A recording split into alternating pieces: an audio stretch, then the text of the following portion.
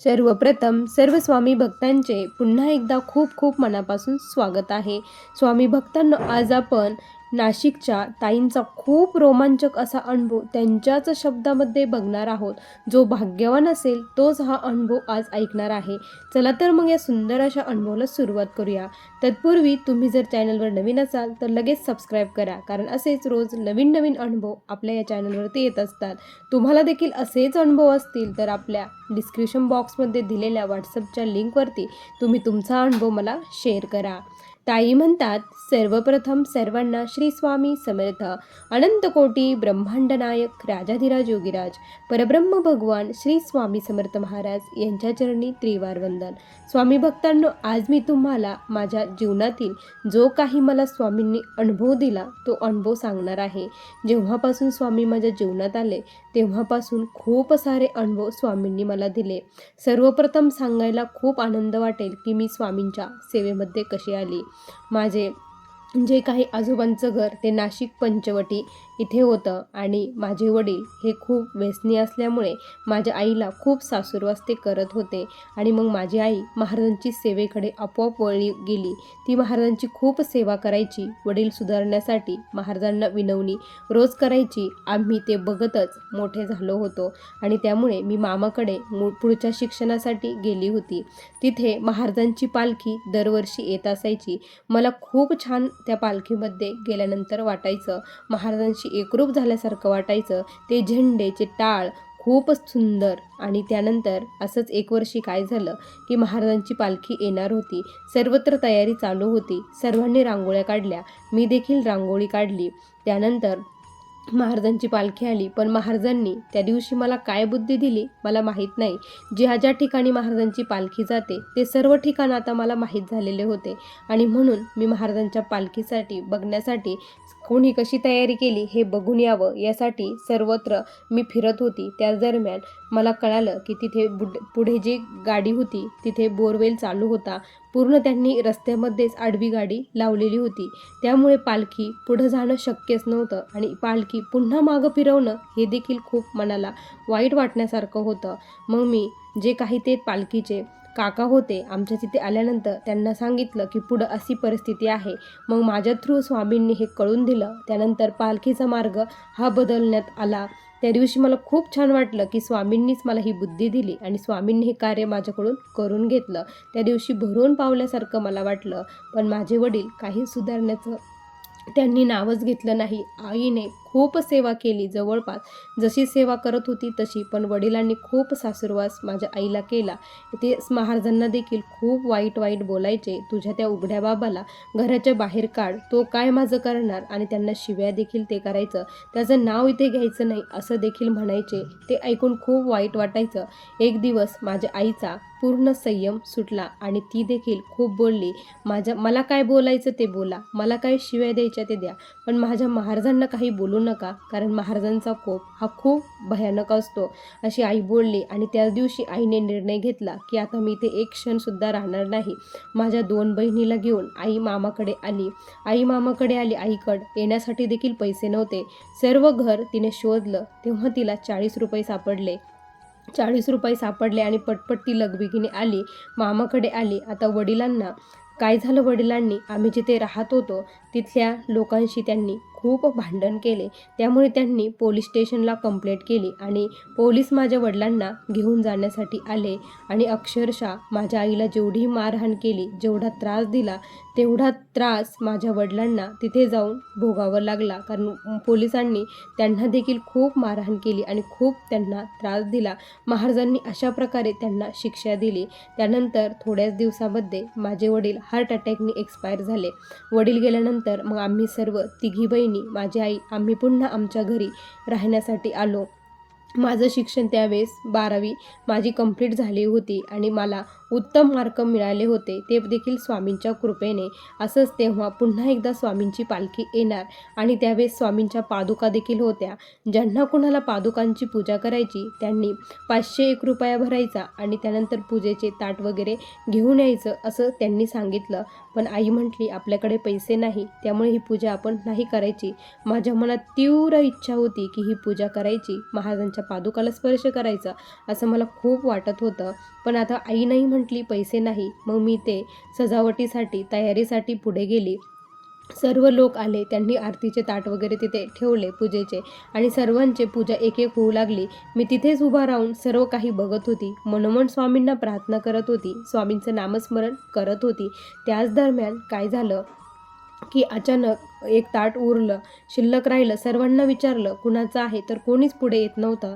त्यावेळेस त्या पंडितांनी माझ्याकडे बघितलं आणि त्यांना काय माहीत काय झालं, महाराजांनी बुद्धी दिली. त्यांना ते म्हटले की तुमच्याच नशिबात आहे वाटतं स्वामींना करून घ्यायची, या तुम्ही ही पूजा करा. हे म्हटल्यानंतर माझ्या आनंदाला पारावार राहिला नाही. खरंच अंतःकरणापासून जर काही मागितलं, जरी आपल्याकडं काही नसलं तरी महाराज ती इच्छा पूर्ण करतात. त्या दिवशी मला हे कळालं. त्यानंतर मी ती पूजा केली. मला खूप छान वाटलं. मी महाराजांशी खूप एकरूप झाले आणि आम्ही सर्वजण स्वामीमय झालो. आमचा दिवस स्वामींच्या पूजेने सुरू होत होता आणि दिवस संपत होता तो देखील स्वामींच्या सेवेनेच. आम्ही तिघी बहिणी आणि आई सर्वजण सेवा करत होतो. आमच्या तिघींचे शिक्षण कंप्लीट झालं. आता माझी लग्नाची वेळ होती. मी नोकरीला जॉब करत होते. स्वामींच्या कृपेने जिथे मी जॉब करत होते तेथील सर्व वातावरण हे धार्मिकच होतं. सर्वजण खूप छान होते. माझे जे वरिष्ठ होते ते देखील स्वामींचे भक्त होते. त्यामुळे मला तिथे फार काही त्रास होत नव्हता. खूप सारं व्यवस्थित झालं. त्यानंतर आईने माझं लग्न स्वामींच्या कृपेने खूप थाटामाटात पार पाडून दिलं. थोडक्या पैशामध्ये सर्व काही व्यवस्थित. माझे मिस्टरही खूप छान. त्यानंतर लग्न झाल्यानंतर मी कोकण येथे आली. कोकणला मला देण्यात आलं कारण माझी जी मावशी होती ती तिच्या ओळखीचंच हे स्थळ होतं आणि मग तिथे आलं. लग्न वगैरे झालं, सर्व काही व्यवस्थित झालं. मला पहिली मुलगी झाली, त्यानंतर मुलगा झाला. सर्व काही व्यवस्थित आनंदात. सर्व स्वामींच्या सेवेने कृपेने सर्व काही व्यवस्थित सुरळीत सुरू होतं. स्वामींची पूजा सुरूच होती. पण म्हणतात ना की काळाला देखील काहीतरी वेगळंच करायचं असतं. जशी नजर लागते तसंच काहीतरी झालं. मला एक स्वप्न पडलं. त्या स्वप्नामध्ये मला असं दिसत होतं की माझ्या मिस्टरांनी भगवे वस्त्र परिधान केले आहे आणि मी त्यांना खूप त्यांच्यासमोर जाऊन उभे राहिले, पण ते मला ओळखतच नव्हते. माझे मुलंही समोर नेऊन उभे केले, ते देखील त्यांना ओळखत नव्हते. हे बघून मी खूप रडत होती, पण त्यांनी माझ्याकडे काहीच लक्ष दिलं नाही. मला ताबडतोब जाग आली. असं स्वप्न का बरं पडलं मला काही एक कळत नव्हतं. या स्वप्नाचा काय अर्थ असेल कुठेच उमगडत नव्हता. आपल्याला हे स्वप्न का पडलं, हे स्वप्न खरं असेल का, मनामध्ये खूप सारे विचार येऊ लागले. महाराजांना विनंती केली की स्वामी, काय आहे काय नाही हे तुम्हालाच माहीत आहे. तुमच्यामुळेच मी आज इथे आहे आणि काय असेल ते आमच्या याच्यामध्ये जीवनामध्ये घडणार ते तुम्हीच सर्व काही जाणता आहात. त्यामुळे जे काही संकट येणार असेल त्याचं निवारण तुम्हीच करा, तुम्हीच मला मार्ग दाखवा, अशी कळवळून स्वामींना प्रार्थना केली. श्री स्वामी समर्थ या मंत्राचा जप केला. त्यानंतर दुसऱ्याच दिवशी पुन्हा एक मला स्वप्न पडलं. त्या स्वप्नामध्ये असे दिसले की माझे मिस्टर आणि आम्ही दोघंजणं एका नदीवरती गेलेलो होतो आणि त्या पाण्यामध्ये आम्ही दोघांनी पाय टाकले होते आणि अचानकपणे त्या पाण्यामधून साप आले आणि ते साप माझ्या पायाला वेढा घालून बसले होते. मी माझ्या मिस्टरांना खुणवत होते की ते साप माझ्या पायातून काढा म्हणून, पण मिस्टरनी माझं काहीच ऐकलं नाही आणि त्यांनी ते काढले नाही. नंतर मीच माझ्या हाताने ते साप काढण्याचा प्रयत्न केला आणि माझा तो वेढा मी सोडून टाकला आणि ते असं स्वप्न पडलं. सकाळी उठले, देवपूजा केली. आता थोडा अर्थ मला कळू लागला होता. काहीतरी भयानक घडणार आहे आणि त्यामध्ये मला या संकटाला सामोरं जायचं आहे. जो काही संकट येणार आहे ते एकटीलाच सामोरं जाऊन हा सर्व पेच मलाच सोडायचा आहे, हा स्वामींनी मला याच्यातून सांगितलं आहे. त्यानंतर मी खूप सेवा वाढवली. महाराजांचं कंटिन्यू नामस्मरण करू लागली. मनामध्ये सारखी भीती वाटायची की नेमकी काय होणार आहे. मिस्टर बाहेर गेले तर सारखी मी त्यांना फोन करायची की काही होतं की काय असं मला वाटायचं. पण 8 दिवसानंतर काय झालं की अचानक माझे मिस्टर हे खूप आजारी पडले. त्यांना अचानक खूप ताप भरला. आम्ही हॉस्पिटलला गेलो, पण तिथे त्यांनी गोळ्या औषध दिले. आम्ही घरी आलो, पण त्यांचा ताप काही उतरत नव्हता. माझ्या छोट्या मुलीचे तेव्हा 12वीचे पेपर सुरू झालेले होते. 12वीचे पेपर मार्च महिनाच होता. 12वीचे पेपर सुरू झाले. 2 पेपर तिचे झाले होते. मिस्टरांना ॲडमिट करण्यात आलं आणि मिस्टरांचा ताप काही केल्या थांबतच नव्हता. डॉक्टरांना त्याचं निदान जाणंच झालं नाही लवकर, त्यामुळे त्यांना खूप विकनेस आला होता. मला माझे घरचे नातेवाईक जे होते, माझे भाऊन ते म्हटले की तू आराम कर, 3 दिवसापासून तू झोपली नाही, आराम केला नाही, तू थोडा वेळ घरी जा, आराम कर आणि त्यानंतर उद्या सकाळी तू ये, असं त्यांनी सांगितलं. आणि मग मी घरी आले. माझी मुलगी अभ्यास करत होती. तिला म्हटलं की थोड्या वेळ तू झोप, म्हटलं आपण दोघीही झोपू, आता अभ्यास बंद कर. उद्या तिचा पेपर होता आणि मग आम्ही दोघीही अंथरुणावरती निजलो, झोपलो. मनामध्ये एकच टेन्शन चालू होतं, झोप कसली लागते. महाराजांचं मनामध्ये नामस्मरण चालू होतं. स्वामी मला शक्ती द्या, लढण्याची ताकद द्या, मला बळ द्या, एवढंच स्वामींना मागत होती. त्यानंतर सकाळी जेव्हा उठली तेव्हा सकाळी फोन आला की माझे मिस्टर गेले हे ऐकल्यानंतर पायाखालची जमीन सरकली, पूर्णपणे धक्का बसला.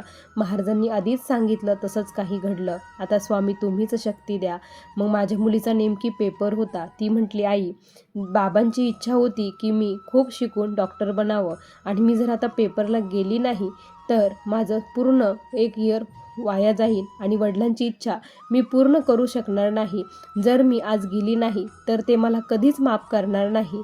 मी माझ्या वडिलांसाठी करून दाखवेल, मी डॉक्टर नक्की बनेल आणि मी पेपरलाही जाईल, असं तिच्या रडक्या आवाजात ती बोलली.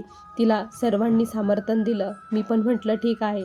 स्वामींना विनंती केली, स्वामी तिला ताकद द्या, शक्ती द्या, तिच्या पाठीशी उभे राहा. मग सर्व काही अंत्यसंस्कार झाला. माझी मुलगी पेपरसाठी निघाली. डोळ्यामध्ये अश्रू होते, मनामध्ये एक स्वप्न होतं, वडिलांचं स्वप्न पूर्ण करण्याचं तिच्या मनामध्ये होतं आणि महाराज तिच्यासोबत चालले होते. मला काय करावं तेच कळत नव्हतं. दुःखाचा डोंगर खूप मोठा कोसळला होता. स्वामींना एकच मागत होती, शक्ती द्या, बळ द्या, धैर्य द्या, मला लढण्याची ताकद द्या, एवढंच स्वामींना मागत होती. त्यानंतर माझी मुलगी पेपरला गेली. पेपर सर्व काही झाले. रिझल्टचा वेळ आला. आता आम्हाला वाटलं की हिला चांगले मार्क्स मिळणार नाही, पण स्वामींनी असं काय चमत्कार केला की माझी मुलगी कॉलेजमध्ये फर्स्ट आली आणि सर्वांना खूप आनंद झाला. आणि स्वामी भक्तांनो, आज सांगायला आनंद वाटतो की माझी मुलगी ही गव्हर्मेंट कॉलेज थ्रू आज लास्ट इयरला आहे. हे खूप अभिमानास्पद गोष्ट आहे आणि स्वामींनी तिला बळ दिलं, शक्ती दिली, तिच्या कष्टाला फळ दिलं. आणि विशेष म्हणजे मला या संकटाला सामोरं जाण्याची ताकद माझ्या आईने दिली, माझ्या माऊलीने दिली, माझ्या स्वामी आईने दिली. कारण महाराज देखील जन्ममृत्यूच्या फेऱ्यामध्ये हस्तक्षेप करू शकत नाही. मी खूप विनवणी केली पण महाराजांनी ते माझं काही ऐकलं नाही. पण मला लढण्याची ताकद, शक्ती, बळ नक्की दिलं. आज माझा मुलगी एकदम व्यवस्थित आहे. आज मी स्वामींच्या सेवेमध्ये रममाण आहे आणि उद्या सर्व काही व्यवस्थित महाराज करणार आहे हे मला माहीत आहे. स्वामी भक्तांनो, एकदा असाच माझ्यासोबत एक अनुभव घडला. मी श्रीपाद श्रीवल्लभ पारायण घरी लावलं होतं. श्रीपाद श्रीवल्लभ पारायण करत होते. आता मुलगा आणि मुलगी दोघी जात असल्यामुळे दिवसभर घरात काय करणार, बोर होण्यापेक्षा आपण काहीतरी करावं, मन रमावं, स्वामीच्या चरणी मन लावं, एवढंच इच्छा होती. म्हणून श्रीपाद श्रीवल्लभ पारायण केलं. त्यामध्ये जे काही मी वाचत होती त्यातील एक एक शब्द मनामध्ये उतरत होता. आणि श्रीपाद प्रभू आपल्याला प्रसाद देतात आणि कुणाच्या त्या रूपामध्ये दर्शन देतात हे ते मी त्यावेळेस ऐकलं होतं. आणि तसंच काही झालं. शेवटच्या अगोदर 5व्या दिवशी माझ्या घरी एक अशी व्यक्ती आली. दुपारी 12 ते 12:30ची वेळ होती. माझं वाचन कंप्लीट झालं. मी जेवायला बसणार तेवढ्यात दरवाजाची बेल वाजली. यावेळेस कोण आलं मला काहीच कळेना. मी दरवाजातून बघितलं तर एक अनोळखी व्यक्ती समोर उभी दिसली. दरवाजा उघडावं की नाही असा मनामध्ये पेच पडला, पण म्हटलं कोण आहे ते, काय आहे नेमकी बघावं, म्हणून दरवाजा उघडला आणि ती व्यक्ती आली. ताई, मला खूप भूक लागली आहे, काहीतरी जेवायला देतात का?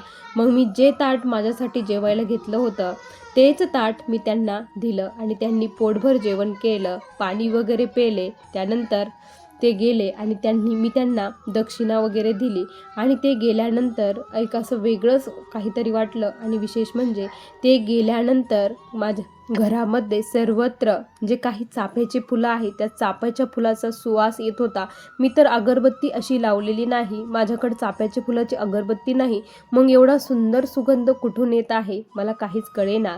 आणि त्यानंतर रात्री जेव्हा झोपली त्यावेळेस तीच व्यक्ती माझ्या स्वप्नामध्ये आली. ती एकदा श्रीपाद श्रीवल्लभ व्हायची, एकदा ती व्यक्ती व्हायची, एकदा स्वामी महाराज व्हायची, असे वेगवेगळे रूप ती धारण करत होती. आणि त्यानंतर सकाळी जेव्हा उठली त्यावेळेस मला खूप भरून पावल्यासारखं वाटलं की प्रत्यक्षात महाराजांनी मला दर्शन दिलं. महाराज आले. खरंच स्वामी, जिथे तुमच्या चरित्राचं गायन होतं, पठण होतं, मनन होतं, चिंतन होतं, तिथे प्रत्यक्षात रूपाने तुम्ही वास करता याची प्रचिती तुम्ही पुन्हा एकदा मला दिली. त्यानंतर मी खूप सारे गुरुचरित्र पारायण, श्रीपाद श्रीवल्लभ पारायण आणि रोजचं श्री स्वामी समर्थ सारामृत हे पारायण माझं स्वामी महाराज माझ्याकडून करून घेतात. आज आम्ही सर्वजण खूप खुश आहोत, स्वामींच्या सेवेमध्ये रममान आहोत. आज मी जे काही आहे ते फक्त स्वामींच्या कृपेमुळे आहे. तुमच्या देखील आयुष्यामध्ये असंच काही घडत असेल तर स्वामींना दोष देऊ नका. जे काही घडतं ते आपल्या कर्मामुळे घडतं. आपण जे काही करतो ते आपल्यामुळंच होत असतं. त्यामुळे महाराजांची सेवा जर करत राहिलं तर आपलं मन नक्की तिथे स्थिर होत असतं. स्वामी भक्तांनो, असा मला आलेला हा स्वामींचा दिव्य अनुभव होता. श्री स्वामी समर्थ. बघा स्वामी भक्तांनो, किती सुंदर अनुभव आहे ताईंचा. तुम्हाला हा अनुभव कसा वाटला नक्की कमेंटमध्ये कळवा. पुन्हा भेटूया अशाच सुंदर अनुभवासोबत. तोपर्यंत सर्व स्वामी भक्तांना श्री स्वामी समर्थ. जय जय स्वामी समर्थ. श्री गुरुदेव दत्त.